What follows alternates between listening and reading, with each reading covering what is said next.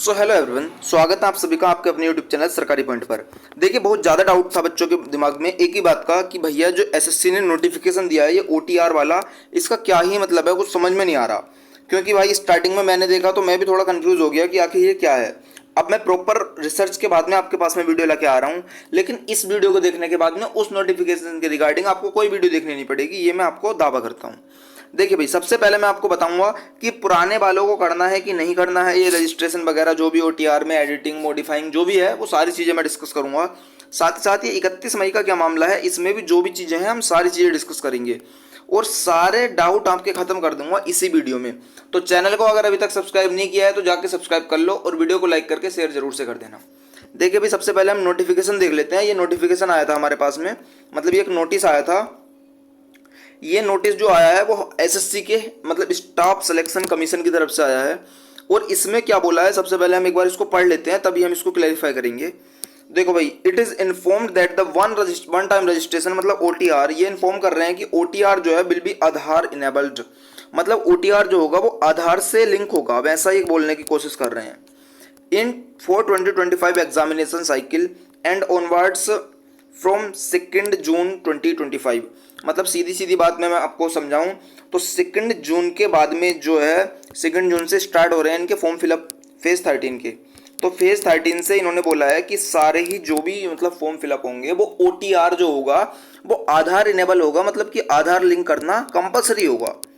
ठीक है भाई, आगे क्या बोला है इसमें, further with respect to the annual examination calendar issued on 9 May 2025, मतलब इन्होंने सीधा एक ही बात बोली है कि 9 मई को जो है कैलेंडर इशू हुआ है।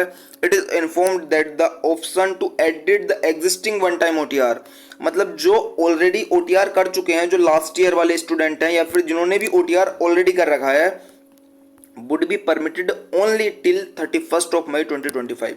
मतलब सपोज करो आप लोगों को कुछ एडिट करना है, एडिट मैं ये मान सकता हूँ कि कुछ भी हो सकता है आपका ओटीआर में, हो सकता है आपका कुछ मोबाइल नंबर गलत हो गया हो सकता है आपका फादर नेम गलत हो गया हो सकता है आपका मदर नेम गलत हो गया हो सकता है आपके नाम की स्पेलिंग ही गलत हो गई हो, या कुछ भी ऐसी चीज़ जो आपको लगता है कि उसमें गलत है, तो आप उसको सिर्फ और सिर्फ 31 मई तक ही एडिट कर सकते हैं। उसके बाद में आपके पास में एडिट करने का ऑप्शन नहीं आएगा, क्योंकि इसमें एक वर्ड लिखा है ओनली, केवल।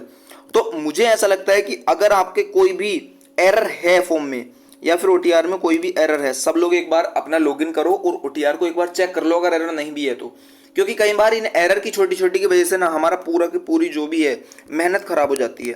क्योंकि यार ये चीज़ें ना बहुत ही ज़्यादा गिल्ट फील कराती हैं बंदे को। फिर मैं एक ही बात बोलूँगा कि अगर आपका ओटीआर ऑलरेडी हो चुका है तो आप सभी को क्या करना है, एडिटिंग कर लेनी है उसमें जो भी मॉडिफाई करना है।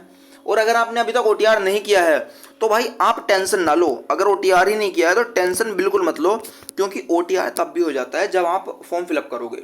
ये जस्ट एक नोटिस वायरल हो रहा है तो हाइप बन गई, मतलब टीचरों ने इतनी वीडियोस बना दी इस पर कि बच्चा भी नहीं समझ पा रहा कि आखिर क्या है।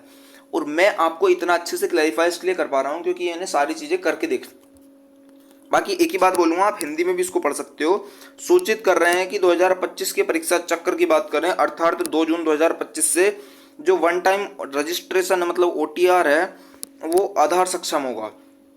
इसके अलावा 9 मई 2025 को जारी वार्षिकांक कैलेंडर के संबंध में यह सूचित किया जाता है कि मौजूदा वन टाइम ओटीआर जो है, वन टाइम रजिस्ट्रेशन फॉर्म जो है, उसको संपादित करने का विकल्प केवल, देखो ये लिखा है, केवल 31 मई 2025 तक ही दिया जाएगा। इसका क्या मतलब है, इसका मतलब सीधा सीधा सा है कि 31 मई के बाद में आप ओटीआर में तो मॉडिफिकेशन नहीं कर सकते हो। हाँ, फ्रेश ओटीआर तो आप कर सकते हो लेकिन उसमें मॉडिफाई नहीं कर सकते हो।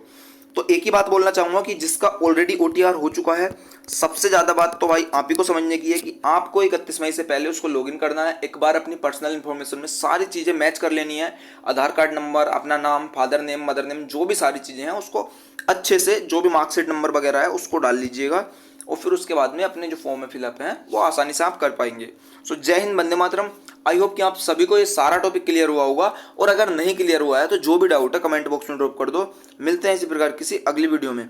यार चैनल को सब्सक्राइब जरूर से कर लेना।